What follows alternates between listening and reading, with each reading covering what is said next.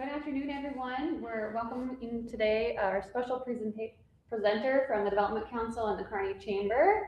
This afternoon, we have State Treasurer Joey Spellerberg. On November 6, 2025, Joey Spellerberg was sworn in as Nebraska's 47th State Treasurer. Appointed by Governor Pillen to serve as the state's Chief Financial Officer, Joey is a Fremont native and graduated from Archbishop Bergan High School. He earned his bachelor's degree in marketing from the University of Alabama at Birmingham, graduating as the top sales and marketing student in the business school. After college, Joey returned home to Nebraska, which we're very happy about, with his wife Ashley to lead his family's business, Mustache Joe Tours, which we learned all about. Sounds really exciting. Under his leadership, the company grew from a small home-based business into one of the region's premier tour operations. Joey then served as the mayor of Fremont from 2020 to 2025. His decisive victory in 2020 at the age of just 30 made him one of the youngest mayors in Nebraska history to lead a city the size of Fremont. Joey and his wife Ashley have 4 children, Sarah, Hannah, Ava, and Joseph. Grounded in faith, family, and service, Treasurer Spellerberg is committed to ensuring that Nebraska is the best place to live, work, and raise a family. So thank you for being with us today. Thank you for that invitation. I really appreciate it. It's great to be here in Kearney. One of my goals as treasurer is to get out around the state of Nebraska and go visit the different communities. And yesterday we were in Broken Bow, we were in Hastings. I think this is the 11th or 12th stop on this tour. And again, really my goal is to just help inform Nebraskans about the different services and programs that we offer in the treasurer's office, and again, how we can bring value to Nebraskans. And so great to hear all the amazing things going on in Kearney. We're here in the Good Life District, and to see all the hotel rooms, the visitors coming to Kearney, stopping off of I-80, visiting Nebraska. We got the Sandhill Crane Migration. What a major hub for Nebraska right here in Kearney. And so, again, great to have this opportunity. I want to thank the Chamber for hosting, and as well as the Buffalo County Economic Development. So, was mentioned a little bit of my background. I did grow up in Fremont, Nebraska. My mom was born on a farm. It's been in our family for 100 years by Schuyler. My dad is from Dodge, Nebraska. And really, the values of Fremont, Nebraska have helped me be the person that I am today. Again, married to my wife, Ashley. We have 4 children, Sarah, Hannah, Ava, and Joseph. Had the opportunity to take over our family business. It's been in our family for 50 years. And again, as a small business owner, learning the values of making a payroll, surviving a travel business through COVID and persevering through that. And again, has also helped me as well. And then I had the opportunity to serve as mayor of Fremont, and to watch your hometown grow and prosper, to see downtown improvements and economic development and housing was really an awesome opportunity. And I felt as mayor, my job was to help our community be successful. And over those 5 years, we made a lot of progress, and I'm really proud of that. And then to have the opportunity to serve now as your state treasurer is really one of the greatest honors of my life. And since day one, my goal has been, how can we serve Nebraskans out of our office better and get the word out about the programs that we have to offer. And so I'm sure many of you probably are familiar with this. I just like to give an overview of just state government and where does the state treasurer fit in within state government. And so I'm one of 6 constitutional officers in the state, and my job as your treasurer is to safeguard our financial resources in Nebraska. Also, we have a unique unicameral legislature. Your state senator here, Stan Klaus, another former mayor. Great work that he does in the legislature. Appreciate his leadership, as well as our judicial branch led by Chief Justice Funk. Interprets the laws. And so I often get asked about the budgeting process and what my role is within that. The governor proposes the budget, the legislature can make changes to that.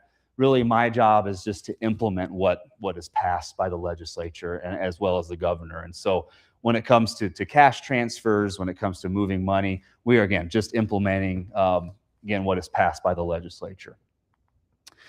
So what are my overall responsibilities as your treasurer? These are my core responsibilities. Number one, I am the chief financial officer for the state of Nebraska. I oversee the NEST 529 College Savings Plan. I oversee the Enable Savings Plan, and this is a tax advantage savings plan for those with disabilities. I return unclaimed property back to Nebraskans. I also oversee the Child Support Payment Center. I maintain the state spending website. I help promote financial literacy in Nebraska, and I serve on a variety of councils and boards, the Nebraska Investment Council, the State Records Board, the Canvassing Board, which just approved the primary election. I sit on that as well. So a lot of different responsibilities. And, I often speak in front of, fourth graders that come to the Capitol, and I ask, hey, what do you think the treasurer does? And they say, money. And yes, that is important, but there's, again, a lot of other things that our office handles. I don't do this on my own. We have a dedicated team of 35 public servants in the treasurer's office that help us accomplish what we can accomplish in our office. And so we have many long-term employees. I will say the Child Support Payment Center I mentioned, that started about 25 years ago. That had 60 employees when they started. They're now down to 11. So we try very hard to be very efficient with the staff that we have and do a lot with a little in our office. And again, can't do it without the great team of public servants in our office. So I get asked, what have you been doing, Joey, since you were appointed as treasurer? And again, my goal was to get the word out to Nebraskans through media on what programs we have and how we can serve Nebraskans. So these are just a variety of media that we were able to do. We talk about unclaimed property, our Child Support Payment Center. We hired a new Enable director. I'll talk later about a first-time homebuyer savings account, which is a great legislative accomplishment we had this year, as well as NEST 529 and college savings. All right, I talked about my first role as the Chief Financial Officer of Nebraska. So what does that really entail? And so really it comes down to two different ways that I do that. Number one, I mentioned I serve on the Nebraska Investment Council, and they oversee and manage state investments in our state, which is just at $43 billion. And that's our retirement funds, the public endowments, our operating funds in Nebraska. So our goal, again, is to manage those funds responsibly, make sure we're getting the best return on your investment in Nebraska. So that's, again, a big core function that we have, as well as in 2025, our office processed receipt transactions worth approximately $21 billion.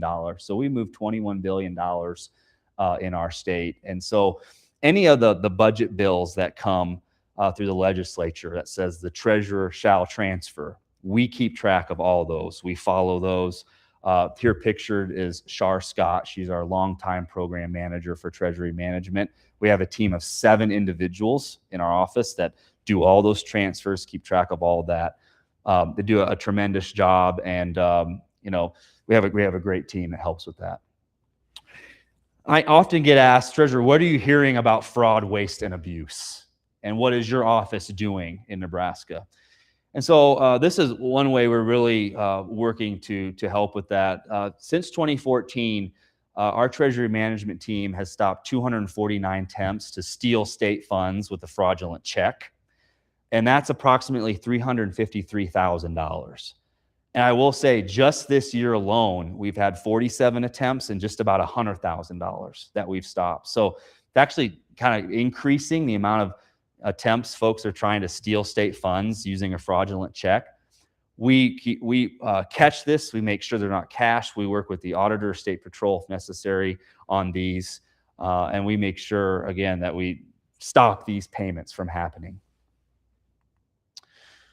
I mentioned unclaimed property. So my office is responsible for returning unclaimed property back. And you're asked, well, what is unclaimed property? How did this come about?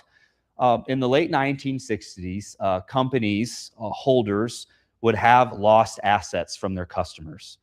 And, they would try to reach out to their customers, but there was no requirement that they had to return that money back. They could just sit on it, basically. And so states came up with unclaimed property laws, which after a certain point, the company holder has to return that money to the state treasurer's office. Then it is our job to return that back to Nebraskans. And so since it started in the late 1960s, Nebraska has returned $315 million back. So it's been a very successful program for Nebraska.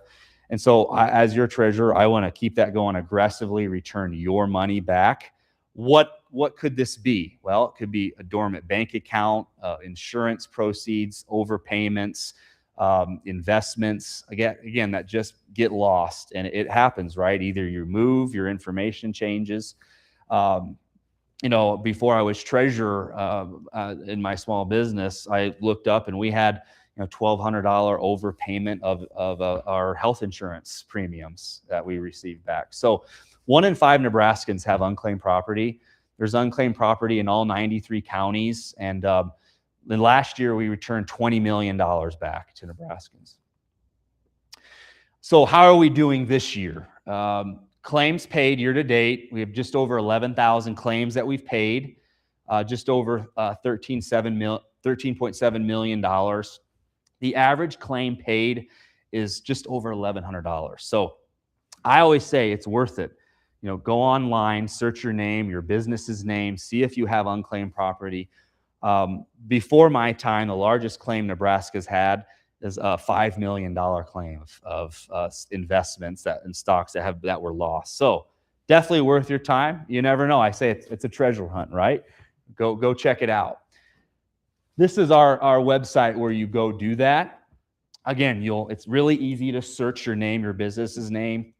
I often hear, is this a scam, right? The government wants to send me money back. No, this is a real legit program. This is your money. Help us return this back to you. But the claim process is very simple.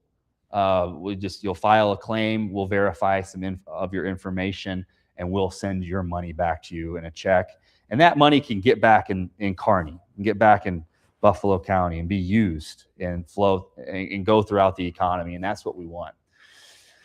So what about Buffalo County? How much unclaimed property is there in Buffalo County?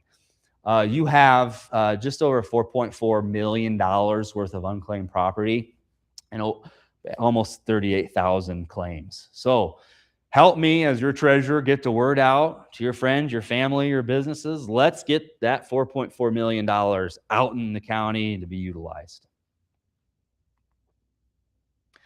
Is there any questions on anything so far, unclaimed property? Any comments or? Okay.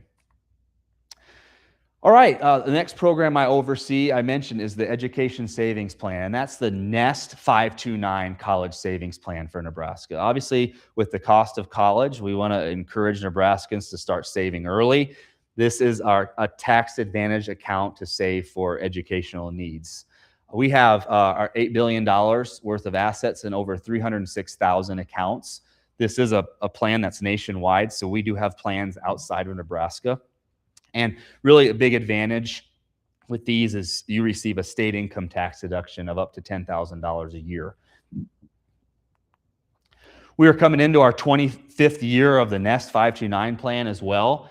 And I know this is going to be hard to see, but this is a map of how many accounts, NEST accounts, there are in Nebraska of those that are under the age of 18.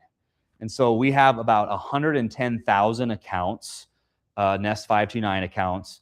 That's about just under 1 in 4 Nebraskans under the age of 18 have a NEST 529 account. And that's a really good number compared to the rest of the country. And so we've, again, worked really hard over the years to get the word out, let Nebraskans know that this savings program is available for them. I think just in Buffalo County, you had about 3,100 accounts. So I think your population's around 50,000. Again, this is under the age of 18. So you guys are doing a great job here and saving for college, right? And with the university here and other things, that's really important. One bill that passed this year, I think that's really going to help promote our 529 plan is that we match the federal guidelines through LB 748 that allows NEST 529 savings to be used for credentialing programs and professional certificates. So again, this includes, like you see, electrical work, auto repair, a CDL training, IT, These are high demand career paths in Nebraska. And now you can use your college savings to go get a certification or credentialing and hit the workforce right away. And so, there's never been a better time than now to open up an account, to start saving, especially with the expanded uses of how you can use your education savings. Also in Nebraska, we want to help you get off to a great start. So since 2020, we provide a $50 seed contribution. So every Nebraska baby is eligible for a $50 seed contribution from the state. That's been 140,000 newborns since 2020. And so this sits in there and it grows along with your account. And so again, we want to help every baby in Nebraska, every new baby born get off to a great start, have some seed money to start saving for college. Another maybe relatively unknown savings plan that our office oversees is the Enable Savings Plan. And this is, again, a tax advantage plan for those with disabilities. And the disability community has unique needs to save for, including housing and transportation and other things. And so this gives them an opportunity to save in a tax advantage account that don't affect their benefits. And so this is a very important program. We have $65 million worth of assets in more than 5,000 accounts. And this also receives a $10,000 a year state income tax deduction up to that. Pictured here is our new director, Shauna Pellini, and Senator Merman helped. We passed a bill this year to help protect those dollars from Medicaid clawing them back. And this program is very important to the participants. We had our 10-year anniversary of the Enable Plan. We did an event in Lincoln this year. We had the disability community came out, and this is a very important part of their financial planning for the community, and really did make an impact on me on how important this plan is to the disability community. And so this gives more overview of the advantages on why you'd want to open up an account. Again, then one way that one thing that changed this year that will help more accounts is the age of onset of disability where you can qualify for an account moved from 26 to 46. So this brings in maybe first responders or veterans that would have experienced a disability maybe a little later in life. And so, and then we also have what's called the U-Gift, so where, let's say you want to help someone that has an account, you can actually, help fund their account through what we call the U-Gift program as well. So a lot of opportunity to make a difference through this program. Here are some of the ways that the money can be utilized. I mentioned housing, transportation, but I mean, the goal is that we want all Nebraskans to have opportunity to live their best life, and our Enable Savings Plan allows that to happen. Yeah, go ahead. Quick question on that, on the Enable Savings Plan. So on the NEST 529, if you designate it to one of your, or whoever it's designated to, it can be passed down if they don't use it. For Enable Savings Plan, if they were to pass away, how do those funds then get transferred? Do you know? Well, I think it would depend on the account holder and whatever was in the estate or the estate plan. It depends on the owner, and the owner can change the beneficiary too of the plan. But I'd specifically maybe have to do a little more research to help with that specific question. But I would say whatever the estate plan is and whatever the account owner's wishes would be with the money. Yeah,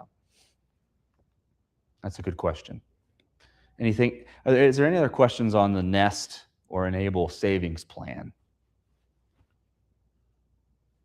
Anything to pass down to like the Trump savings account for kids? Like, should you work those in tandem with the? Yeah, no.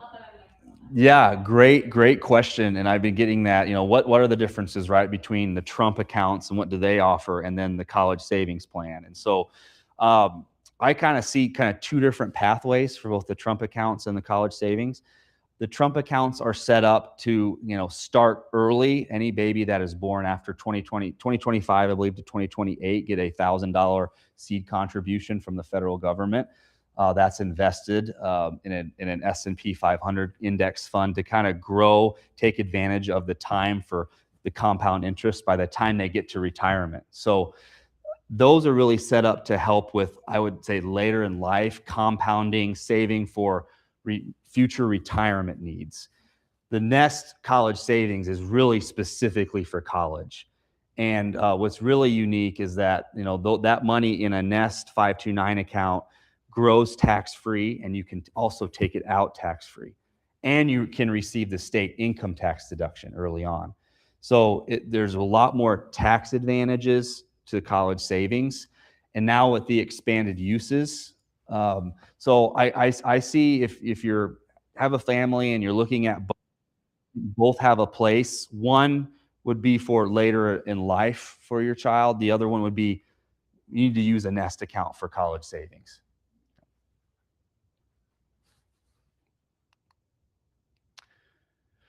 All right. The other program that we oversee is the Child Support Payment Center. And this is unique to Nebraska and the Treasurer's Office. We're the only state in which the state treasurer oversees the receipt and disbursement of child support payments. We process about $1 million a day of payments in the Child Support Payment Center. And we take just over 3,300 calls a month. So obviously this is very important to the families and those that are in this paying and receiving child support.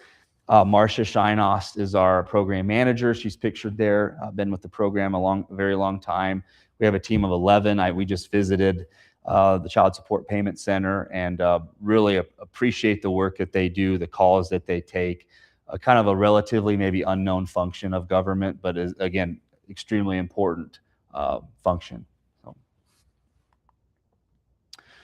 As state treasurer, I am tasked with maintaining the state spending website, and that's statespending.nebraska.gov. This is really the transparency website for the state. It includes, we update this once a month, includes current fiscal year budget, expenditures. You can look up state contracts, vendors. So again, very important part of transparency and state spending that our office oversees. What we are really trying to do is take state spending and turn that into kind of easily understood graphics. So I would encourage you to follow our official social media pages, Facebook, LinkedIn, and X. We're posting occasionally just graphics on spending, on budget issues, tax issues, hopefully to inform the public better and also lawmakers and anybody interested in state finances. And then finally, one of the things I wanted to do early on as treasurer was just reach out to other states and, hey, what are you hearing, right? And as mayor, I heard housing, right? Housing, not only affordability and supply. And so, I thought, what are different programs that treasurer's office have had that have made an impact in that? And so this year, legislature passed the first-time homebuyer savings accounts. And the average age of a first-time homebuyer in the United States now is 40 years old. That was 30 in 2010. And so really these are tax advantage accounts that start January 1st to allow folks to start saving for a down payment and closing costs on a house. And so how they'll work is you'll be able to walk into a local bank or credit union. You'll be able to open up a savings account, and you'll be able to start saving for that down payment and closing costs. Again, individuals is up to $5,000 a year. Married couples is up to $10,000 a year. You'll be able to receive a state income tax deduction. The earnings in the account also grow tax-free. And then when you take it out for a down payment and closing costs, that's also free of state income taxes. So we calculated that a married couple making $100,000 a year, if they saved the max, would be able to save about $2,000 just over that in taxes. So we're allowing Nebraskans to keep more of their money to put towards a down payment and closing costs on a home. And when my wife we moved back from Alabama in 2013, the first thing we wanted to do was buy a house in Fremont. And that put roots down in the community, allowed, us to want to give back and get into public service. And when Nebraskans buy homes, when they buy homes in Kearney or the communities around us, they start building wealth and they start putting roots down. And if, again, Nebraskans can start saving earlier, like they save for college, like they save for retirement, and they start saving for a home, the goal is that, they'll have money for that down payment and closing costs, and that'll help them get into that first home. One of the unique things about these accounts is that you can have multiple account owners for one beneficiary. So let's say, grandma and grandpa want to help open up an account for their grandchild. They could have both sets of grandparents could. You could have a friend open up an account for that grandchild. So you could save a good amount of money for that down payment with multiple account owners for one beneficiary, which is a unique way you can utilize these accounts. How you'll report on these is starting in 2028 when you file your taxes. So let's say you make a contribution in 2027. In 2028, when you file your taxes, the Department of Revenue will have a form and you'll list how much you contributed on that, and you'll submit that form with your income taxes. So from reporting, it's very similar to the NEST 529 and college savings plan. Any questions on that? Is this exciting? Is something you're interested in? Something that you think might take advantage of? As a banker, is this an interesting opportunity for you? Yeah, absolutely. I think anything we can do to address some of the housing shortfalls that we have, and this is a great way to do that as prices of houses continuing to increase. Saving for down payment is a big piece of that. I'd be curious to know the restriction on withdrawal on that and how that's going to be monitored from a state standpoint, if any. Yeah, so you have to keep the funds in the account for a year. So I have to have it in for a year. When you withdraw, that form, you'll also put that form that is being developed, you'll put, well, I withdrew this for the closing and down payment on a first-time home. So it is self-reporting, which is exactly what NEST 529 is as well. So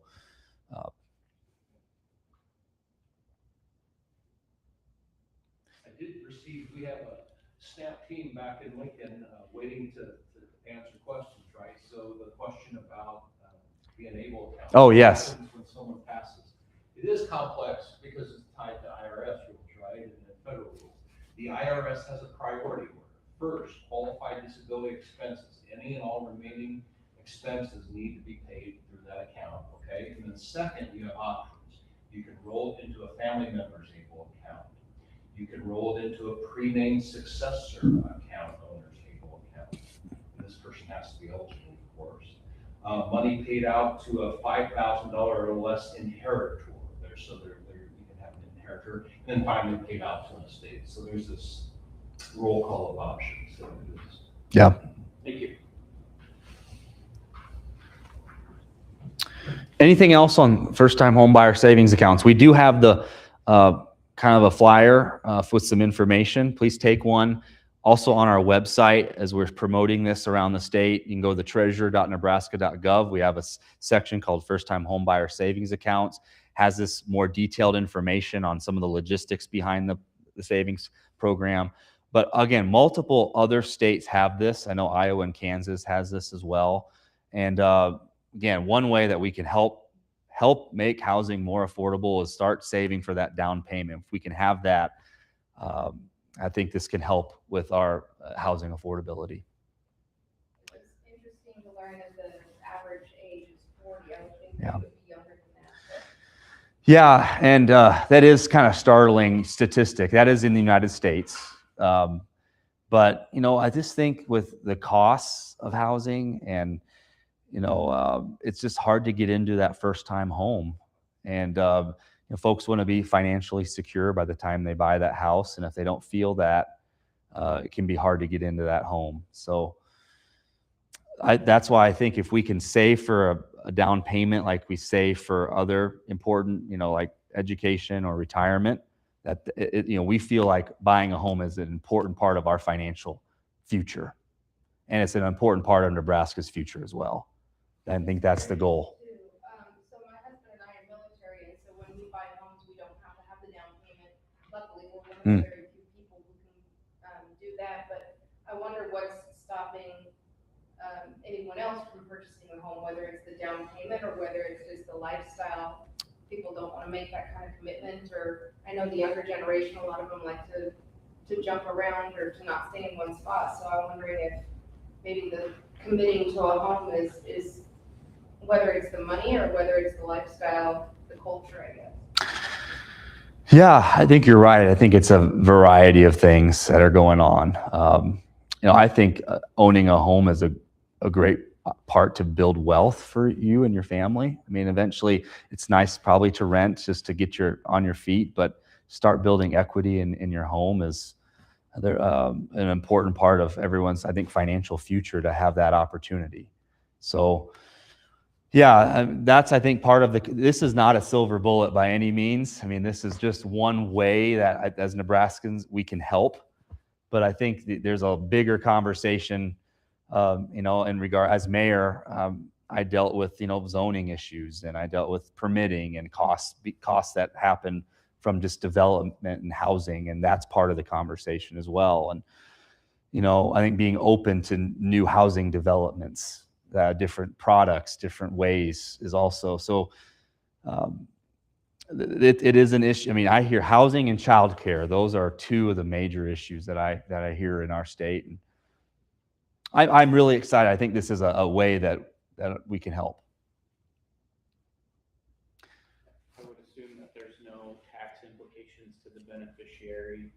If say a grandparent started one of these accounts for a grandchild, and after 5 years had built up 50,000 or whatever it may be, and then that 50,000 is kind of transferred to the beneficiary. I'm sure there's no tax implications to that beneficiary as long as it's used for the expenses. Correct. Yep. Great question. All right. Anything else? Any other questions you may have?